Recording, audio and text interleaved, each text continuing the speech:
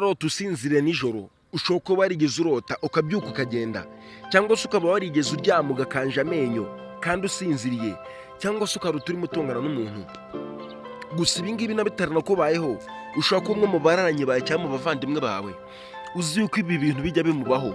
Gusa byose biterwa n'impamvu ki? Nta burwayi bwaba bwihishe inyuma y'ibi ngibi tukaba tutabizi, cyangwa se byaba ari amahoro ahubwo akaba ari imikorere isanzwe y'umubiri. Njye ndibonera ikiganiro cy'MENYABYIMBITSE, nshaka kuza neza nkagusobanura byinshi ku buzima bw'imirotere, aho umuntu ashobora kuba yabasha kurota agenda ndetse n'ibindi nkabyo navuze. Icyo usabwa ni ukuguma ku icano yanjye y'ingenzi, ukumva ibi ngibi kugira birangiye, kugira ngo ubumenyi nk'ubu ngubu butoremo. Ndabizi neza yuko nta wundi wigeze ukubwira ibi ngibi. Va mu rujijo rero wumva ibintu nyakuri bishobora kuba byatera impamvu nk'izi ngizi. Gusa nshaka kuza kurangiza nanakubwira uburyo ibintu byakemukamo, niba icyo kintu cyaha kikubaho bikazarangira ugikemuye burundu. Komeza unyumve kugera turangiranye, nze nkubwire impamvu zitera ibi ngibi ndetse n'igisubizo kuri byo cyoroshye gishobora kuba cyabikiza. Kuvuga umuntu asinzira ubundi ubusanzwe bizwi nk'icyo bita somalagayi. Ibi ngibi bigaragaza yuko ngo ni ikibazo kidakomeye cyane ku buzima bw'umuntu, aho akenshi biterwa na bimwe mu bintu bikurikira ngiye kukubwira. Impamvu ya mbere ko ibi ngibi nicyo bita stress, guhangayika cyane n'imiterere y'ubuzima bw'umuntu bwa buri munsi. Bishobora kuba byari imwe mu mpamvu zishobora gutuma ubwonko bw'umuntu bukomeza gukora cyane bitunguranye, bigatuma umuntu avuga asinziriye bitewe n'uko aba afite agahinda ndetse n'izindi mpamvu zitandukanye byaturutse kuri izo stress yagize. Gusa impamvu ya kabiri ni agahinda ndetse n'ibikomere byo mu mutima, ibibazo umuntu yagize mu buzima bwiwe. Ibikomere byapfukiranywe cyangwa se agahinda gakabije bishobora kuba ingaruka mbi cyane zishobora gutuma umuntu mu nzozi ziwe aza kurota ari kuvuga, arira se cyangwa se akuza. Gusa impamvu ya gatatu nanone izivuga yuko umunaniro ndetse no kubura ibitotsi, gukora imyitozo ngororamubiri igihe kirekire cyangwa se umunaniro ukabije, ibi bishobora gutuma umuntu abasha kuba yarota asinziriye. Ariko ibi ngibi bikaza kuba impamvu yuko aza kuvuga aryamye, agasaragurika se cyangwa agatera imigeri. Komeza unyumve kugera igihe kirangiye, ze nkubwire n'izindi mpamvu zisigaye zatuma umuntu ashobora kuba arota avuga. Niba ngibi mvuze wumvishe nta mpamvu n'imwe irimo yabikureba yatuma urota uvuga, ikureba isigaye iraje.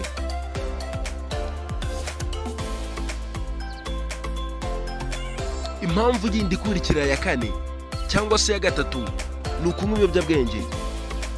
Kunywa inzoga se cyangwa ibindi biyobyabwenge nka kafeyine cyangwa se kunywa ikawa mbere yo kuryama, ibi ngibi bishobora kongera amahirwe yo kuza kurota uvuga.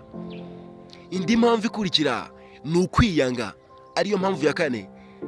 Kuba umuntu yakiyanga bitewe n'ibibazo nyabyo afite mu buzima bwe cyangwa imibereho, ibi ngibi bishobora kuza gutuma umuntu arota avuga asinziriye bitewe n'agahinda aba afite mu bwonko bwiwe.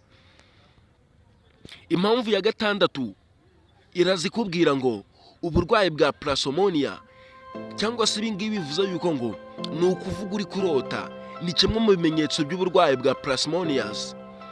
Ibi ngibi byo ngo biza kurangwa nuko ngo umuntu ashobora kurota agenda mu gihe asinziriye, akabasha kuba yanabishyira mu bikorwa, kurota nabi cyane, guhekenya amenyo ndetse n'ibindi byinshi bitandukanye.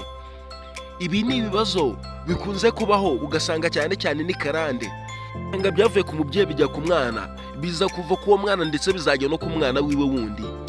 Izi mpamvu zose ndazikubwiye ndetse urazisobanukiwe, gusa ntabwo zirangiye. Komeza unyumve nkubwire n'izindi zisigaye.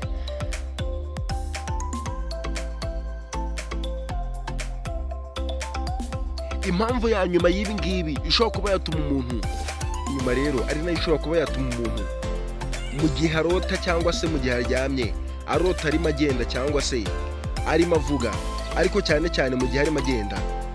Iyi mpamvu ya nyuma noneho izivuga yuko ngo kugenda usinzire cyangwa se sleepwalking, ari nabyo bita somnambulism. Aha ni aho umuntu ashobora kuvuga amagambo make cyangwa se ibisobanuro bigufi mu gihe ahagaze cyangwa se agenda mu nzu, akenshi atazi ibyo akora. Iyo ngo ni indwara yo kurota nabi cyane bita REM, sleeping behavior disorders, cyangwa se amagambo magufi bita RDB. mu bitotsi bisanzwe imitsi y'umubiri iba yarazembye cyangwa se ntabwo iba ikibasha gukora iyo umuntu arimo aryamye, ariko ibi ngibi ngo bituma umuntu adakora ibyo arimo arota. Ariko iyo umuntu urwaye iyi ndwara twavuze hejuru, usanga imitsi yiwe ikiri mizima cyane mu gihe aryamye, uba irimo ibasha gukora ntabwo imeze kimwe n'ibindi. Ibi ngibi nibyo biza gutuma rero abasha gukora ibyo arimo arota, harimo no kuvuga cyane, gutaka cyangwa se gukoresha amaboko n'amaguru yisanza mu gihe aryamye.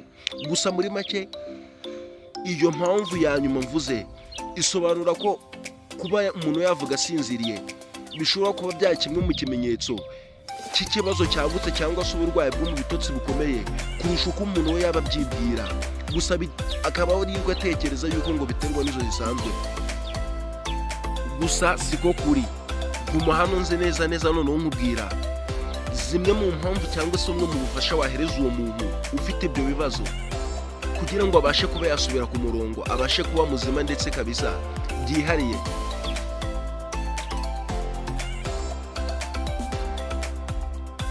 Ubufasha bwa mbere ushobora kuba wahereza umuntu ni ubufasha butagoranye cyane bwo mitekerereze, psychological or mental support.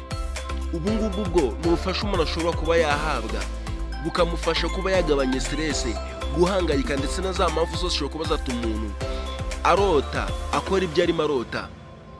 Impamvu rero cyangwa igisubizo cya mbere kw'ibi ngibi ubufasha bwa mbere ni ukuzamura imibereho yiwe myiza.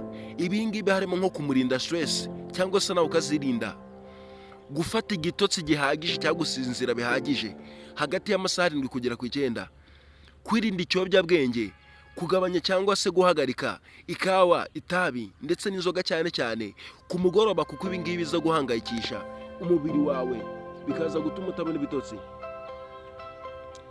Uburyo bwa kabiri bweguye cyangwa se buziguye ni ugukoresha uburyo bwa therapy. Ibi ngibi byo ni igihe ubona yuko byakabije ukaba ubasha kuba wajya kuganira n'inzobere mu by'imitekerereze ya muntu, bakaba bagufasha neza cyane gukemura icyo kibazo cyakugoye. Gusa ubundi bufasha noneho ushobora guhabwa uwo muntu nubwo kwigisha uburyo bwo guhumeka neza, breathing exercises, ndetse no gutekereza ku bintu byiza utuje, aribyo bita meditation. Inzobere zishobora kukwigisha uburyo bwo gutuza umubiri ndetse no guturisha ubwonko mbere yo kuryama. Ibi ngibi bikaza kugabanya guhangayika mu gihe uryamye, bigatuma uhumeka neza. Noneho ubufasha umuntu ashobora guhabwa buturutse ku muryango, icya mbere ni ukutabigira ubuseke cyangwa se kumukwena. Ibi ngibi bishobora kuba byamufasha neza cyane gutuma ibi bintu bigenda akazabicika bikarangira akize neza nta kintu kimugoye muri ibi ngibi. Gusa impamvu yindi cyangwa se igisubizo cya nyuma kw'ibi ngibi ni ugutanga amakuru. Gutanga amakuru kw'iki kibazo bishobora kuba gutanga amakuru kwa muganga. Niba yagiye kwa muganga, ibi ngibi bishobora kuba byakemuka mu gihe byakabije. Njye nariho ikiganiro cyo MENYABYIMBITSE ngushima kugukurikira. Niba ari ubwa mbere wagize ku murongo wanjye w'ingenzi, ntukagenda utambwiye ati ibyo uvuga cyangwa se ibyo ukora ndabikunda cyane. Ibi ngibi urabinyerekesha comment, urabinyerekesha kuba wambwira ati komereza aho mwana.